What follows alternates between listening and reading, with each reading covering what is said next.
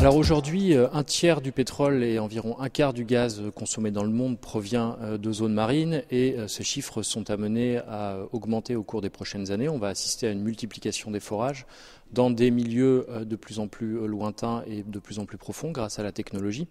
Et c'est évidemment pas posé sans risque pour l'environnement marin. L'objectif de l'IDRI aujourd'hui à travers ce projet, c'est vraiment de lancer le débat, de pousser les États à réfléchir à leur système actuel de régulation des activités offshore. On ne prétend pas avoir des solutions toutes clés en main, mais on veut juste lever un peu ces discussions pour que le sujet vive, parce que c'est un sujet extrêmement important. À l'heure actuelle, la Convention des Nations Unies sur le droit de la mer, donc la Constitution pour les océans qui a été adoptée en 1982, elle contient des obligations assez générales en matière de régulation des activités offshore. Et on constate que cette convention n'a pas été complétée aujourd'hui par des conventions un peu plus spécifiques qui viendraient préciser le cadre dans lequel ces activités doivent se dérouler. Alors il y a différentes régions effectivement où se déroulent les activités offshore avec différents niveaux de développement, on peut le dire également.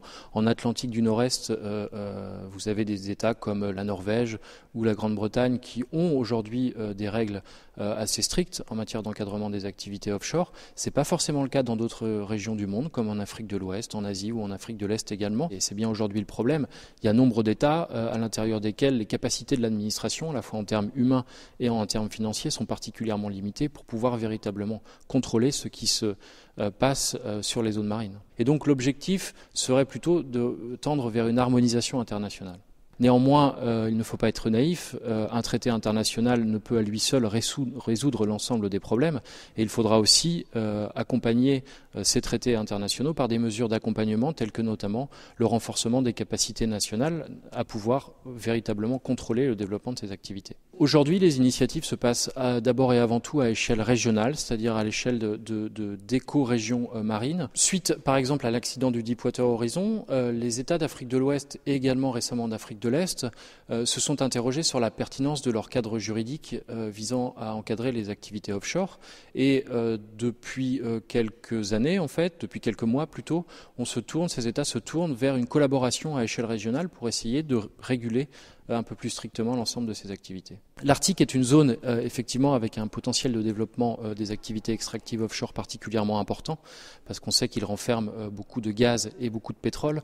Néanmoins, à court terme, on a du mal à savoir si on est là dans un futur Eldorado très proche ou si ça relève encore du domaine du fantasme. Vous avez certainement entendu la déclaration du PDG de Total en septembre 2012 qui demandait de s'abstenir de forêts dans les zones arctiques, mettant en lumière la fragilité du milieu. Shell également a eu un certain nombre d'incidents l'année dernière qui l'ont fait renoncer à forer en Arctique en 2013. Et puis ce qu'il faut bien comprendre, c'est qu'en Arctique, l'Arctique renferme d'abord et avant tout du gaz. Et qu'avec l'exploitation ouverte récemment des gaz de schiste, la demande énergétique mondiale en gaz naturel peut très bien être satisfaite sans que les industriels soient à très court terme obligés de prendre les risques d'une exploration et d'une exploitation en Arctique.